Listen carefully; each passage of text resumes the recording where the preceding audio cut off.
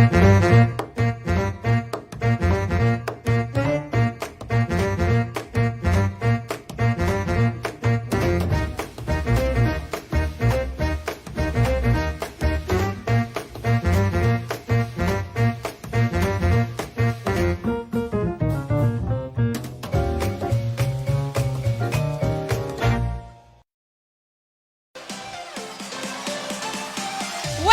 to On The Go! OTG! Dito lang sa Euro TV! Good afternoon, everyone! Ayan, nagbabalik po tayo ngayon dito sa On The Go, OTG, dito lang sa Euro TV. Ngayon naman po, meron akong napakagaganda at napakagwapong mga guest ko ngayon. Isa po itong, yung isa po ay ating beauty queen. Siya po ang artista din siya nung panahon niya. Mamaya sasabihin niya anong date po yun. And of course, kasama niya rin ang kanyang, actually mga presidente to eh. Hindi nga alam po sa Pilipinas. Ayan. So, introduce ko na muna po, Ayan. O, diba? Nawawala ang aking pangalan. Wait lang po. Ang cute. Okay. Okay, introduce ko po muna unang-una, siyempre, sa yung po muna ating presidente na si Sir President Merrick B. Mara. Mag-hi ka muna po, sir. Yes, good afternoon everyone. So maraming salamat no, Vero, for inviting us here sa On The Go. Yes. So, And of course, katabi niyo po si Miss Sofia. Ay, hindi. Sorry po. Si Miss Soraya. Ayan. Pakilala ka po, Soraya Reyta. Hi, good afternoon, everyone. Thank you so much, Queen V, for inviting us here. Ayun, dito sa On The Go! Yes. And of course, ang aming presidente sa aming Rotarian. Ayan, mamaya sasabihin natin kung ano yon. Walang iba po ang ating beauty queen. Artista din po siya nung kapanahunan niya, si Miss Sofia Quintanar Mara. Welcome! Hello everybody. Magandang hapon po sa lahat na nanonood ng On The Go. Ako po si Hope Creating President Sofia Quintanar Mara of Rotary Club of Quezon City, Mediatek. At masayang-masaya ako ngayon dahil naimbitahan mo kami dito sa iyong programa. Maraming salamat, Miss V. Ako din po napakasaya, sa totoo lang, kahit medyo na traffic at nabaha kayo, talagang sumugod kayo dito sa On The Go. Maraming salamat sa inyo, di ba? Okay, may mga katanungan ako sa inyo. Umpisahan ko to sa inyo muna. Siyempre, kay sa'yo muna, Presmar, sir, kamusta naman po kayo bilang, ano po bang mga ginagawa natin ngayon? Sobrang abala tayo pagdating sa komunidad. So, syempre, nandiyan yung pagtulong natin no, sa ating mga kababayan bilang Rotarian. Tapos, bukod sa pagtulong, syempre, nandun din yung ating programa para i-empower yung ating mga miyembro no, sa ating club, yung Rotary Club of Quezon City, Mediatek. But outside the Rotary, busy po ako no, sa pagiging isang ethical hacker. So, madalas, ayan, ang ginagawa natin ay gumawa ng mga programa para maproteksyonan ang ating bansa laban sa mga cyber criminals. So, yan po. Yun. Sa totoo lang, sir, no, nung, I don't know kung kahapon yun, no, or the other day ba, yun na nakinig ako dun sa ating Zoom. Tinuro nyo sa amin lahat kung paano ma-protect ang ating Facebook, hindi basa-basa pwede mag-accept, yung mga hacker, ayan. So, kung kailangan nyo po magpatulong at na-hack ang yung cellphone or something, yung account nyo, pwedeng tawagan natin si Sir, si President. Okay. So, may katanungan naman ako dito sa ating sister, Soraya. Oh, point. Kamusta ka naman ngayon? Well, thank you. Thank you for that wonderful question. Parang queen lang, parang may gusto akong isagot pero wag na, i-reserve ko na lang yon. Mabuti naman po and we're very lucky at tuwang-tuwa po talaga kami. Kahit na bumabagyo, wala talaga makakapigil sa atin pag ang puso natin nasa pagtulong. Yes. So, mamaya magkwentuhan tayo tungkol sa mga nangganap. Yes, Thank oo. you so much. Kamusta naman po? Isa ka na po bang ina or may asawa or hindi po ba pwedeng pag-usapan? Pwedeng pag-usapan, Queen V. Isa akong ina. Isa akong lola. Lola na. Yes, I have, Bata. I'm actually blessed with 5 beautiful grandchildren. Ay, kumusta kayo dyan? Binabati ko sila Johan, si Yana, si Gianna, si Asia, si Gabriel, And of course, si Aya. Hello! Ayan. Okay, siyempre tatanungin ko naman ang ating beauty queen. So, actually tawag ko sa kanya Sis Press. Ayan, siya po yung presidente ng ating Rotarian Club sa Quezon City, di ba po? Yung ating Mediatek. Ayan. So sis, nung kapanahunan mo, ilang taong ka ba nung nag-artista ka? Parang pag naririnig ko yung term na kapanahunan mo, feeling Ay, ko I'm para sorry. lola lang ako. No, no, Pero no. but that's okay. No, no. Nung panahon kasi natin, at least magaganda pa rin tayo until now. Aha. Kahit ako kapanahunan ko yun. Ay, parang gusto ko yung part na yun. Oo, di ba? Oo. Nakita ko kasi pinakita sa akin ni Sister Soraya yung picture mo noon. Mga ilang taong ka ba nung nag-artista ka? Nag-start ako talaga sa sa entertainment industry bata pa lang. So I started as a model. Mm-mm. Model na model. Oo nga. Ganon. So bata pa lang and then natuto na ako mag-fashion. Oo. And then I started na sa acting when I was 16. Mm-mm. Pero kasi konti lang yung movie na gawa ko dito sa Philippines. Pero mas international. international. Oo. Mm-mm. So ano yung mga ginawa mo nung international film mo? Naku, marami kasi under ako ng Irish films. Ayan. So, doon ayan. ako. Yun. Pagkatapos nun, bumalik na ako dito. Mas masarap pala sa Pilipinas. So sa ibang bansa ka pala. Oo. Actually, nakita ko yung mga picture, may stalk ko yung Facebook mo. Kaya lang ang mga sexy yun, sabi ko, tama bang ilabas ko to? Hindi ko na lang shinare, sayang. Kasi wala pa akong basbas mo, hindi ko na pagpaalam sa'yo. Oo nga pinag-usapan pa lang natin last time yung data privacy. Kaya nga hindi ko nga siya nilabas. Kaya, Oo. pero kailangan natin sabihin, syempre kailangan naman nilang malaman kung saan muna ikaw nanggaling bago ka naging presidente ng Tama. ating Rotary, di ba? So, nag-beauty queen ka din, di ba po? Nagkataon na nabibigyan po ako ng pagkakataon na syempre sumali din sa mga pageant nung kapanahunan ko. Actually, yung kapanahonan hanggang ngayon, panahon pa rin niya. Tignan nyo naman po, ang ganda-ganda, di ba? Oh. Kaya tayo sister eh. Nagpupurihan. Okay. So, balikan, magtatanong na ako sa ating mga ginagawa sa everyday. So, unang-una muna kay Sister Soraya. As a member, chair, siguro, ano po ba bakit ka nag-join sa Rotary? Ayun. Kasi di ba nung bata pa tayo, nakikita natin, bakit ang daming mga gulong, mga wheels na nakita natin sa mga streets. And tinatanong natin, ano ba itong mga to? So, eto nga medyo nagsisisi ako dahil kung kailan ba tumanda ka na, tsaka pa lang naka-join doon. Pero talagang sobrang, hindi lang laking blessings nito para sa atin. Because as a membership chair na nga dito sa Rotary, ang membership kasi isa yan sa one of the crucial din na ginaganap sa loob ng Rotary Club. Kasi kailangan natin magkaroon ng members, kailangan natin masustain, hindi lang masustain, as much as possible, ma-increase natin ng member, but really have to check all the members na qualified na meron silang pusong tumulong. Yes. Yun, kasi as our HCP said, Rotary is not for everyone. So, Yes. kailangan din natin masala yung mga yun kasi ayaw natin ng drama dito sa loob. Yes. Actually, nung in-invite nyo, ang Rotary po, para sa lahat nakakaalam, lahat tayo gusto mag-join, pero by invitation to, tama ba sis? Yes po. Yun, napaka-privilege po in my part ako nitong ating Rotary ng Quezon City of ng Mediatek. Ayan. Yes. So, sa tingin mo ba, may recommend mo ba sa kanila yung mga may puso na tumulong? Yes po, I'm actually inviting everyone na sana, if you wanted, you can visit first and check para siguro mag-self-assessment, ma-evaluate Yes. ng sarili at makita nyo talaga kung anong ginagawa ng Rotary, especially our club, the Rotary Club of Quezon City Mediatek, na ito yung isang grupo na interest-based siya. It's a combination of professionals from media and technology and of course advocates. And isipin nyo na lang, imagine, we're not dealing with helping only kasi hindi lang basta ka tumulong sa isang community, hindi lang nagbe-benefit kasi ang community once you are Rotary. Nagbe-benefit ka rin kasi you are actually parang inaano mo yung leadership mo, you're developing the leadership, 'di ba?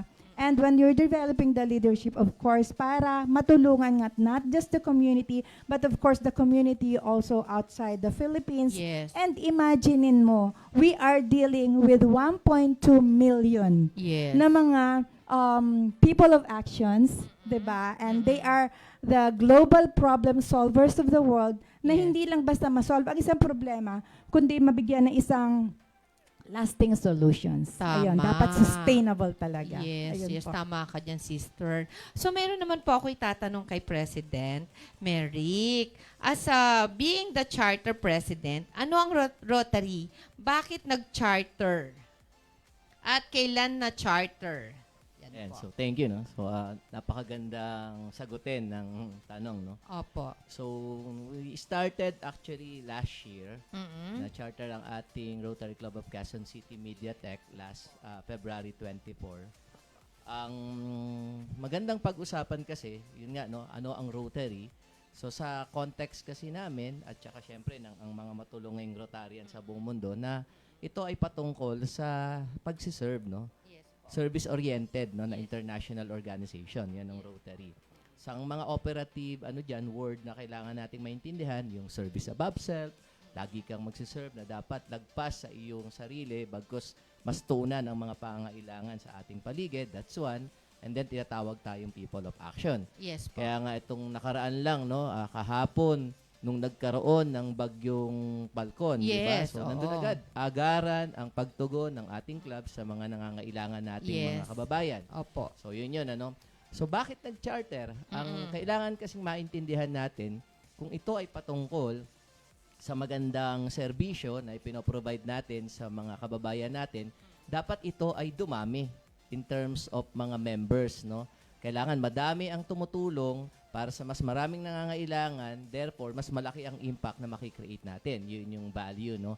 Kaya tayo nag-charter kasi ang assignment, kung tayo sa club natin, kailangan magkaroon ng tinatawag na yung pare-parehas tayo, no, na mag-isip kung paano tayo tutulong, no? Yung mindset natin para sa pag-filter ng mga kasama natin, yung mindset natin para sa pagtulong, yung mindset natin para i-grow yung organization, yun yung mahalaga. Kaya mo i-charter, no, para ma-gather mo yun, yung mga similar people na ang objective ay tumulong ng maayos sa lipunan. So, yun siya. So, syempre, sa context ng membership, ang pag-charter ay isang magandang bagay dahil ang ating distrito ay nadadagdagan, ang ating Rotary International ay nadadagdagan ng bilang.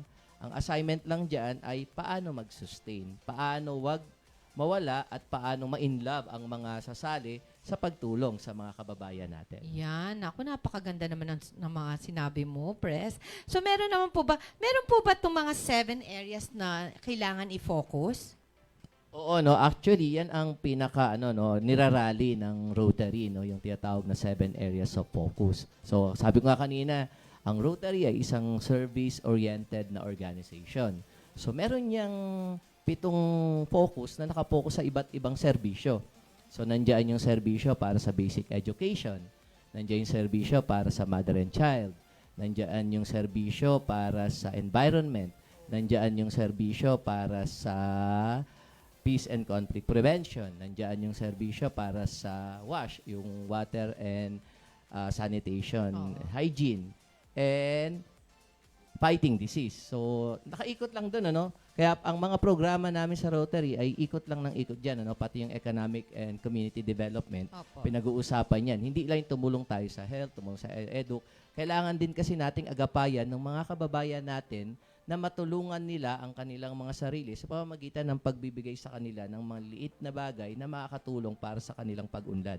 Tulad ng mga simpleng negosyo, tulad ng mga kabuhayan na hindi lang yung sarili nila ang makikinabang, maging yung komunidad na iniikutan natin. Yes, oo. Yung po ba mga members natin ng Rotary Club of Quezon City, ng Mediatek, yung po ba may kanya-kanya po ba silang may designation ba sila doon? Like, halimbawa, ako, kunyari, or si Sister Soraya, meron ba siyang, eto, bagay ka dito, or ano, paano po ba nyo napipili yon? Oo, meron kasi hindi kakayanin ng isang tao o ng iilang tao ang paggawa ng proyekto na gusto nating mag-create ng malaking impact sa society.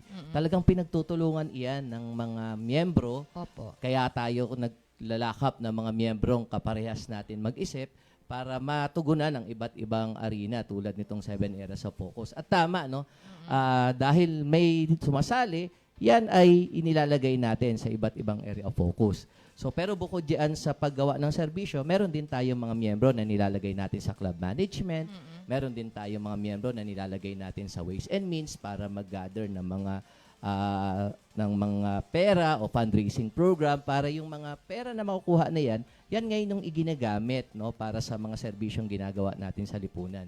So tama yon. Nilalagay natin ang mga miyembro na maging part ng 7 areas of focus, maging engaged sila at ma-inlove sila sa pagtulong sa ating mga kababayan. Yes, napakaganda. So bago ko tanungin sa ating President Sofia Quintanar Mara, is actually may video tayo no habang kinakausap ko siya na ipapakita natin to yung ginawa nating pagtulong. Yes, oo. I hope i-play nila to habang hinihintay natin. And some pictures para makita nila yung mga ginagawa ng ating Rotary Club of Quezon City ng MediaTek. So, habang hinihintay po natin, yan, tatanungin muna kita, sis. Ano ba ang mga plans ng ating at project this year?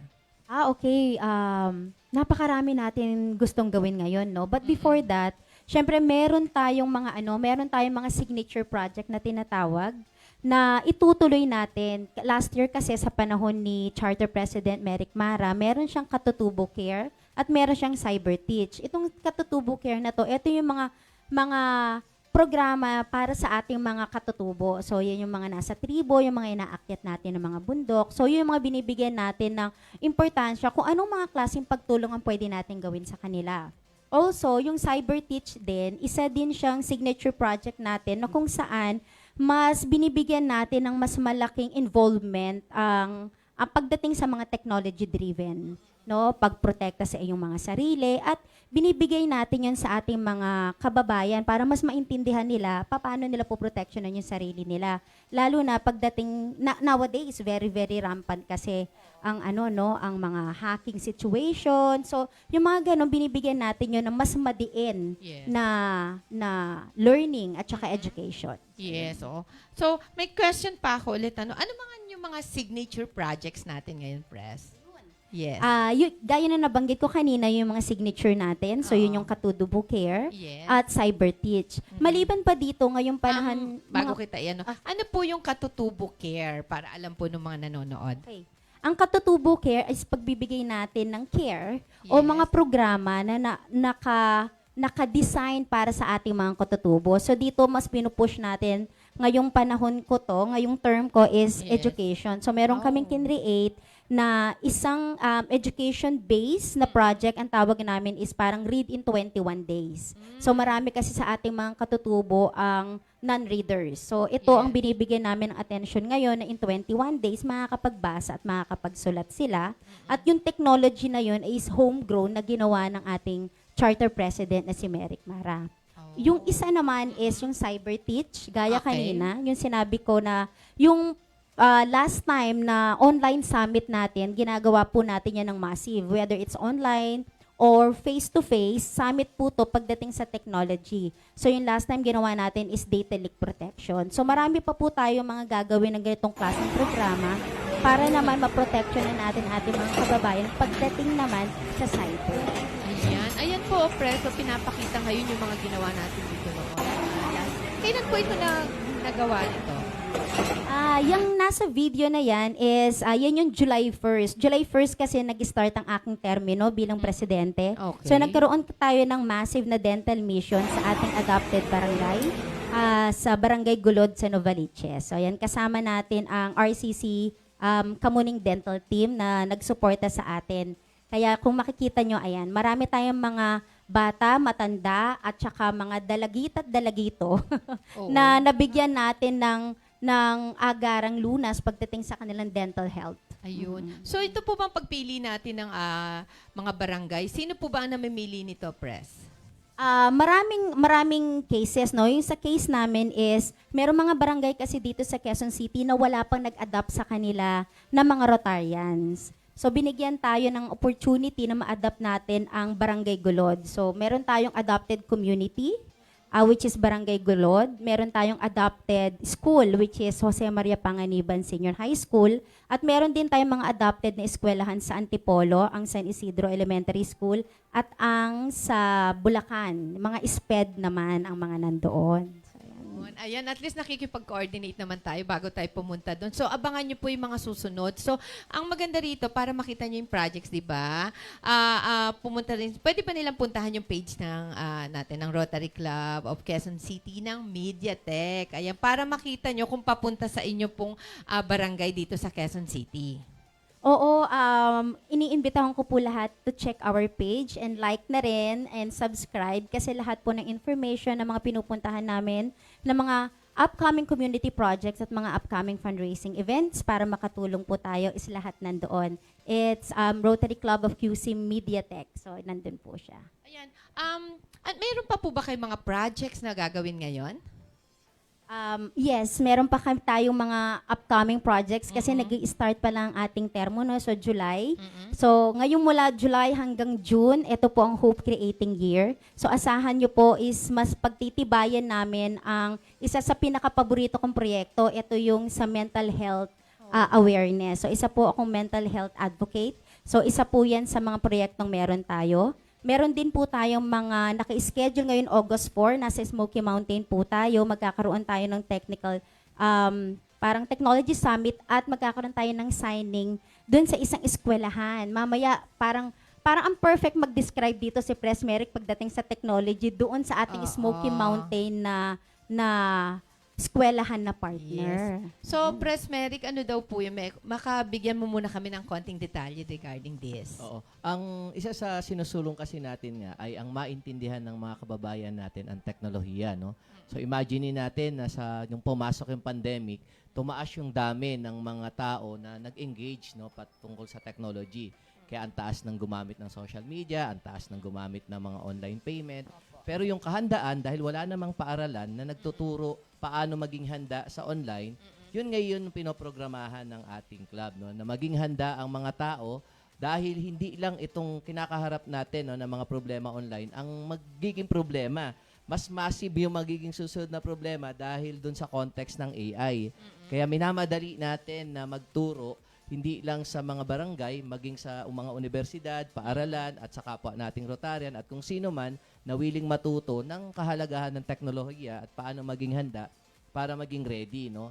Yan yung pinoprogramahan natin. Yung sinasabi kanina ng ating Hope Creating President na si Miss Sophia, ay tayo ay pumupunta rin kasi sa mga paaralan kasi magandang i-educate yung mga estudyante, no, yung mga bata. Dahil sila rin naman ang nagtuturo sa kanilang mga magulang pagdating sa bahay.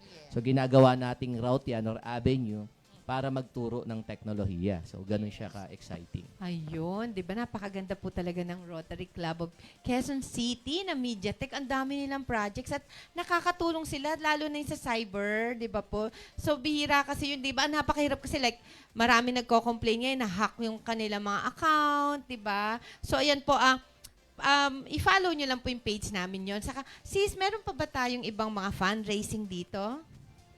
Oo, ngayong August 18, magkakaroon po tayo ng first, the golf match tournament. Isa po siyang fundraising activity na lahat po ng malilikom natin sa activity na to is magagamit natin para sa mga community projects na gagawin natin ngayong month, ngayong August. Ayun. So ano to, open sa lahat ng golfers, yung nag-uumpisa pa lang, pwede po ba?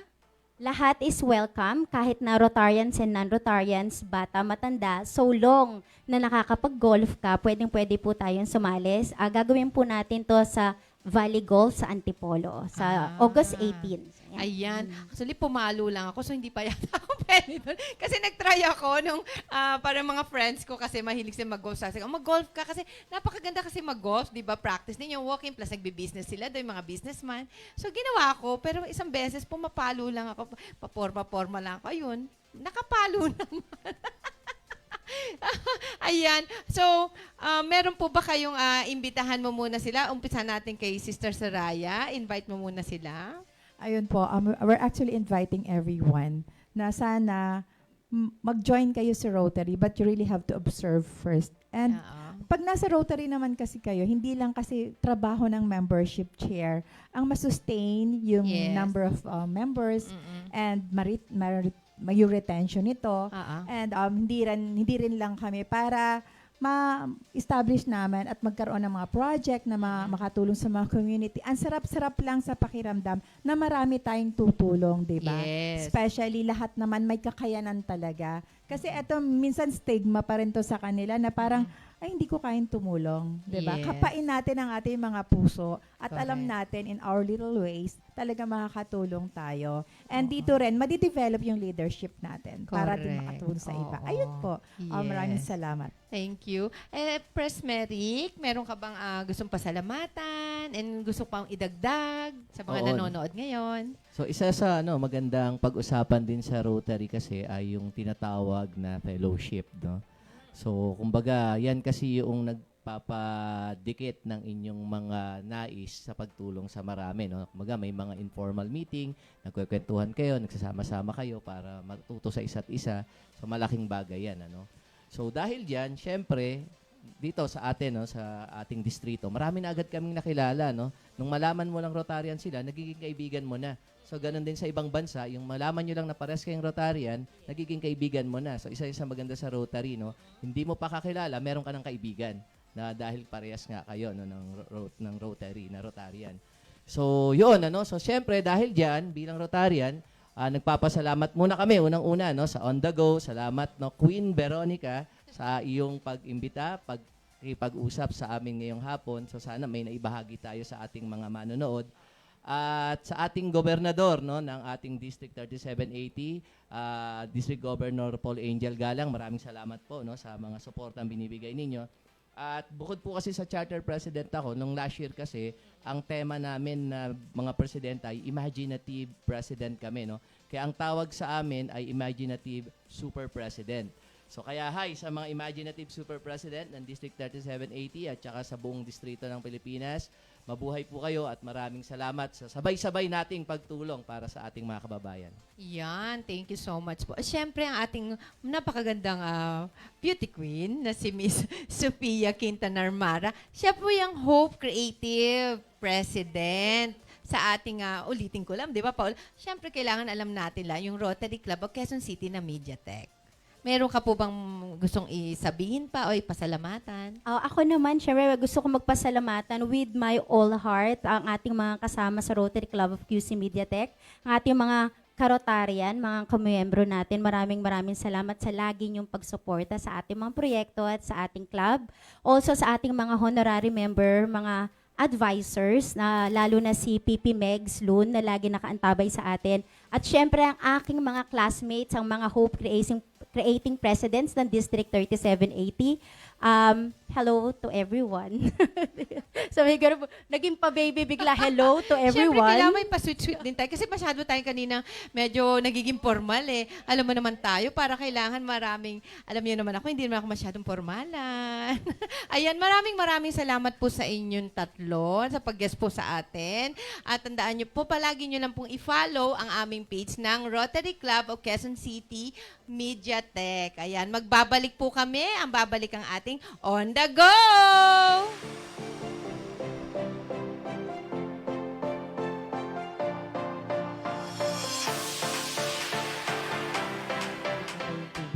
Ayan. Yun. Maraming salamat po sa panonood nyo dito sa ating On The Go. Palagi nyo pong panonoorin lagi ito na every Tuesday, 4 o'clock to 5 p.m. Minsan po na Yes. napapasobra kami. Pero abangan nyo po lagi ito sa atin sa Euro TV lang po sa aming studio. Maraming salamat po sa inyo, Boss Danilo, and sa lahat po ng staff and crew. Thank you so much sa lahat naging guest sa nanonood. Maraming salamat po. On The Go, dito lang sa Euro TV.